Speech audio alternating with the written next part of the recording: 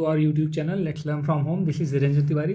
सो friends, हम आज बात कर रहे हैं MHI 03 इग्नू मास्टर्स MA के लिए हिस्ट्री।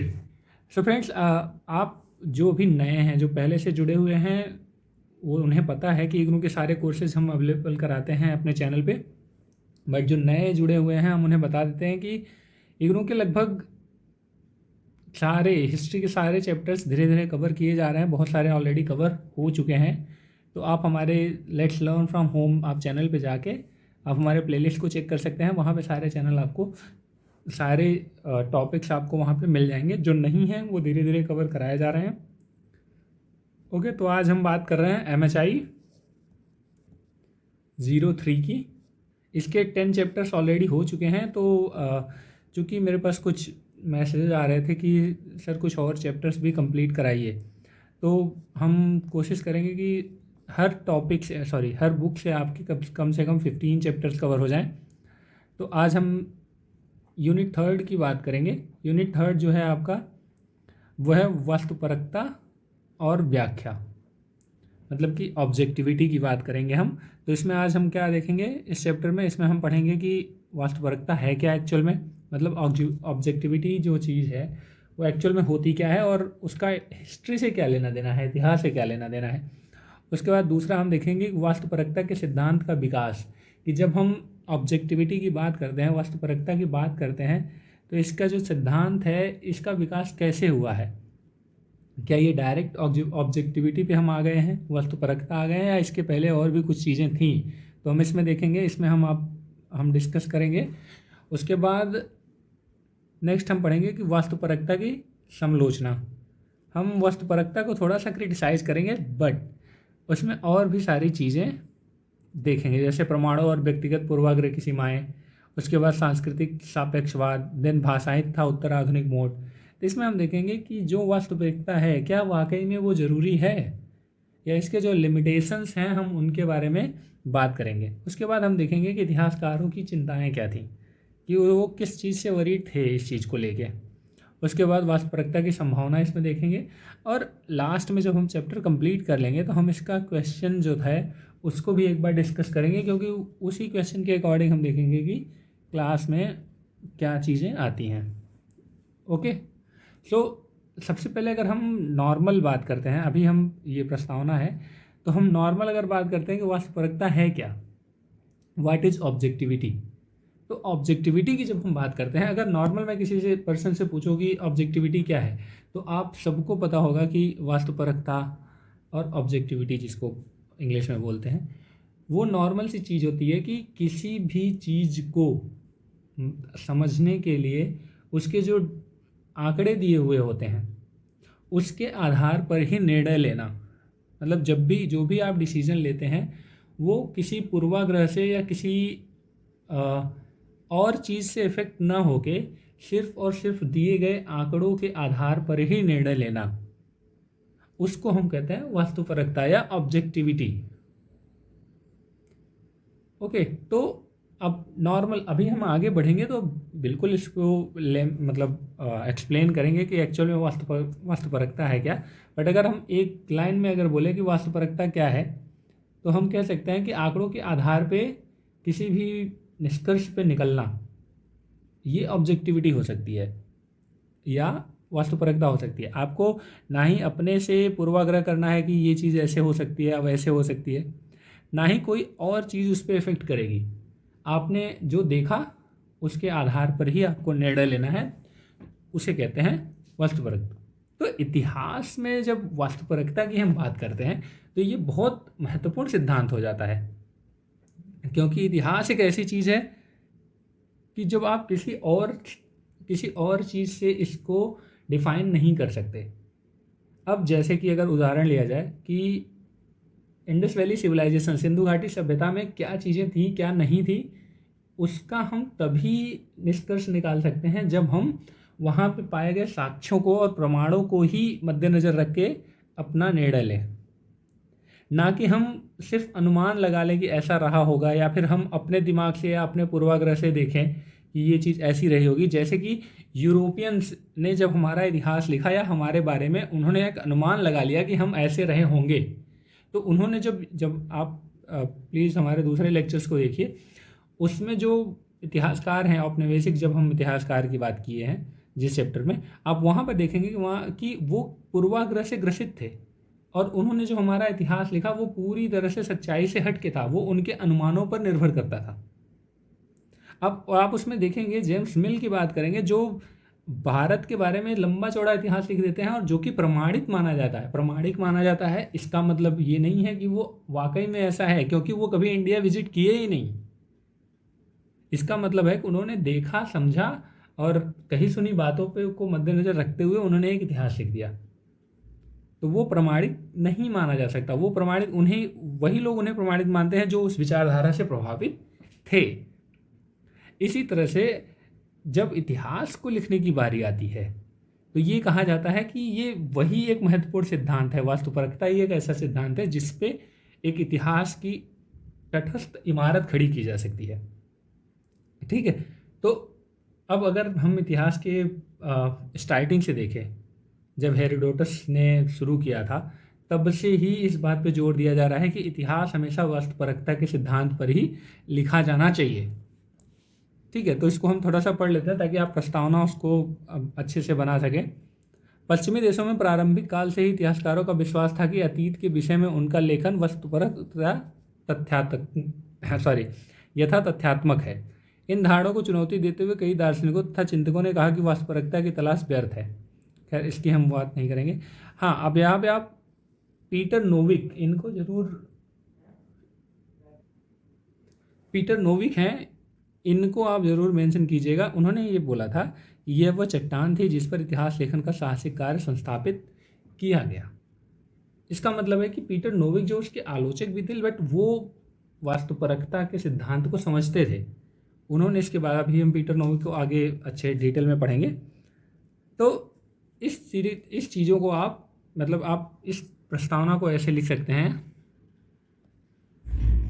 और इसमें सबसे आश्चर्य की बात ये थी कि जितने भी इतिहासकार आपको दिखेंगे, इसमें कहा जा रहा है कि सभी नहीं तो अधिकतर इतिहासकार, कि जितने भी और यहाँ तक हम कह सकते हैं कि जितने भी इतिहासकार थे, सभी ये कहते थे कि उन्होंने जो इतिहास लिखा है वो वास्तुपरक है। क्योंकि कोई भी ये नहीं कहेगा कि मेरा जो इतिहास है वो पूर्वाग्रह से ग्रसित है या अनुमानित है। सब यही करेंगे कि हमने तथ्यों और आंकड़ों को देख के ही इतिहास लिखा है। अब ऐसा भी है, बहुत सारे इतिहास आप देखिए कि एक इतिहासकार की जो इतिहास लेखन कला थी वो एक दूसरे से भिन्न थी। एक दूसरे से असहमत होते हुए भी वो दावा करते थे कि हमारा जो इतिहास लेखन है वो वास्तुपरकता के सिद्धांत पर है। जबकि आप सोचो कि अगर दो इतिहासकार सेम चीज़ पर इतिहास लिखते हैं या सेम चीज़ पर कुछ लिखते हैं और दोनों में असमानता पाई जा रही है, दोनों एक दूसरे की बात से असहमत हैं और दोनों ये दावा करते हैं कि दोनों का जो इतिहास है वो वास्तुपरक है, ऐसा तो हो नहीं सकता। बट फिर भी वो दावा यही करते थे क्योंकि उन्हें पता था कि इतिहास लेखन में वास्तुपरकता एक अभिन्न रोल प्ले करता है, एक अभिन्न भूमिका निभाता है। ठीक है, तो अब हम बात करेंगे कि वास्तुपरकता है क्या। ठीक है, अब वास्तुपरकता की जब हम बात करते हैं तो इसके सिद्धांत के जो सबसे बड़े आलोचक हैं पीटर नोविक। पीछे आप प्रश्न देखेंगे तो उसमें बात किया गया है कि वास्तुपरकता के जो आलोचक हैं, जो उनके बारे में बताइए आप। पीटर नोविक का जो वास्तुपरकता को लेके उनका क्या मंतव्य है या वो क्या सोचते हैं उसके बारे में लिखिए। तो आप वो जो वास्तुपरकता के बारे में बात करते हैं तो वो कहते हैं कि वास्तुपरकता के आदर्श के मुख्य तत्वों को सब अच्छी तरह से जानते हैं और इसे संक्षेप में दोहराया जा सकता है। चलिए, हम बहुत उसको पढ़ने से अच्छा है मैं आपको एक्सप्लेन कर दूं कि ये कहना क्या चाहते हैं। वो ये कहते हैं कि जो ऐतिहासिक तथ्य होते हैं वो ऑलरेडी पहले से ही इस्टेब्लिश हैं, वो पहले से ही विद्यमान होते हैं। ऐसा नहीं है कि हम व्याख्या करते हैं तो ऐतिहासिक तथ्यों को हम बनाते हैं। हम ऐतिहासिक तथ्यों को बनाते नहीं हैं, ऐतिहासिक तथ्य पहले से मौजूद हैं। और ये पीटर नोविक के शब्द हैं वास्तुपरकता को लेके, कि जो तथ्य हैं पहले से हम उन्हीं को लेके उन व्याख्या करते हैं या इतिहास बनाते हैं। और किसकी व्याख्या कितनी सटीक है या कितनी रिलेवेंट है, या फिर अगर मैं हिंदी में बात करूँ तो किसकी व्याख्या का मूल्य कितना है, या वो इसी आधार पर तय किया जाता है कि उसमें जो आंकड़े हैं, जो तथ्य हैं, वो किस तरह से समाहित हैं। अगर ऐसा है कि कोई ऐसी व्याख्या है जिसमें तथ्य नहीं है या तथ्यों का जो मूल भाव है वो उस व्याख्या में नहीं मिल रहा है या उसके प्रतिकूल है, तो उसे छोड़ दिया जाता था। ठीक है, तो उसको रिजेक्ट कर दिया जाता है कि नहीं, ये व्याख्या सही नहीं है क्योंकि वो तथ्यों के अनुकूल नहीं जा रही है। तो इस तरह से, और जो भी इतिहास में उदाहरण ढूंढे गए हैं या जो बताए गए हैं वो बनाए नहीं गए हैं, क्योंकि ऑलरेडी वो इस्टेब्लिश थे, पहले से वो सारी चीज़ें थी। आगे वो लिखते हैं कि हालांकि इतिहासकारों की पीढ़ियां अपने परिप्रेक्ष्यों के बदलने के कारण अतीत की घटनाओं को विभिन्न महत्व दे सकती थी, पर उन घटनाओं के अर्थ अपरिवर्तित हैं। इसका मतलब ये होता है कि इतिहासकारों की पीढ़ियां जो आगे आने वाले समय में है, जब देखिए, जब आप इतिहास लिखते हैं तो आपके समय की जो समकालीन परिस्थितियां होती हैं वो कहीं ना कहीं आपके इतिहास लेखन को प्रभावित कर जाती हैं। यही कारण है कि अगर 1857 की क्रांति के समय में जिसने उस क्रांति को लिखा, उनके लिखने में, उनके इतिहास लेखन में, और आज के जो इतिहास लेखक हैं या सॉरी इतिहासकार हैं, अगर उसी परिदृश्य को आज लिखने की कोशिश करें उन्हीं आंकड़ों के साथ, उन्हीं चीज़ों के साथ, फिर भी उसमें कुछ परिवर्तन देखने को मिल जाएंगे, क्योंकि घटनाएं अपने आप में अलग महत्व दे सकती हैं लेकिन उनका जो अर्थ होगा वो सेम रहेगा, क्योंकि तथ्य वही हैं। घटनाओं का महत्व अलग हो सकता है। आप 1857 की क्रांति आप सब जानते हैं, हम किसी एक घटना को महत्व दे सकते हैं, दूसरा इतिहासकार हो सकता है किसी और घटना को या उसी को किसी और नज़र से देख रहा हो, पर जो उसका अर्थ है होगा वो अपरिवर्तित रहेगा, क्योंकि सब उसको तथ्य के आधार पे ही लिख रहे हैं। तो ये वास्तुपरकता के बारे में हो रही है, और वही वो कहते हैं कि इसलिए इतिहासकारों को निष्पक्ष होना चाहिए कि किसी भी बात का पक्ष नहीं लेना चाहिए। उन्हें अपने निजी धारणाओं को छोड़ केवल प्रमाणों की सत्यता पर भरोसा करना चाहिए। और आगे जो पीटर नोविक कहते हैं वो कहते हैं कि जो एक इतिहासकार होता है, स्पेशली वस्तुनिष्ठ इतिहासकार जो होता है, वो एक तटस्थ या निष्पक्ष न्यायाधीश की भूमिका में होता है।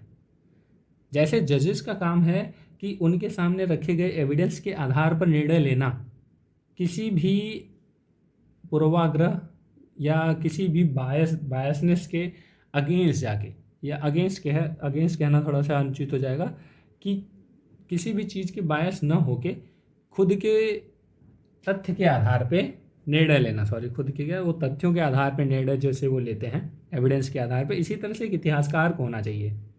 उसे किसी वकील या प्रचारक की भूमिका में नहीं होना चाहिए। जब भी बात आए कि आपको इतिहास में कुछ निर्णय लेने हैं, कुछ चीज़ें देखनी है या कुछ इतिहास लिखना है, तो आपको उनको तथ्यों और आंकड़ों पर ही रिलायबल होना है, उस पर ही आपको पूरी तरह से निर्भर होना है।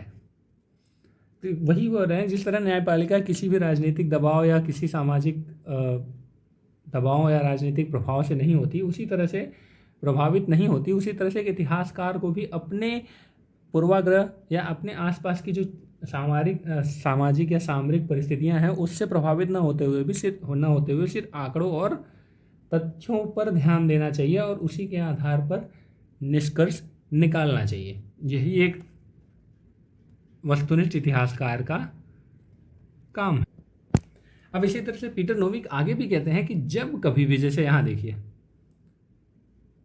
जब इतिहास किसी उपयोग की दृष्टि से लिखा जाता है तब वस्तुपरकता गंभीर संकट में पड़ जाती है। इसका मैं उदाहरण देता हूँ। जैसे अगर आप राजा महाराजा के समय में उनके जो कवि होते थे, जो इतिहास लिखते थे, अब चाहे आप चंद्रवरदाई की पृथ्वीराज रासो देख लीजिए, या फिर आप कोई भी, मतलब अबुल फजल आईने अकबरी, या जो भी फातशाहनामा, या जो भी चीज़ें, मतलब कि जो शासन के समय में राजाओं के जो कवि होते थे उनके द्वारा जो लिखी जाती थी, आप उनमें देखिए, हो सकता है वो तथ्य के साथ रखते हों, लेकिन उनका जो उपयोग था उसका मतलब यही था कि अपने साम्राज्य को बढ़ा चढ़ा के बताना, या अपने साम्राज्य की बढ़ाई, या अपने महाराज या जो राजा होते थे, सम्राट होते थे, उनके बारे में बढ़ा चढ़ा के चीज़ों को लिखना, ताकि उनका सम्मान हो दरबार में, या उन्हें उस चीज़ का जो प्रतिफल होता है वो मिले।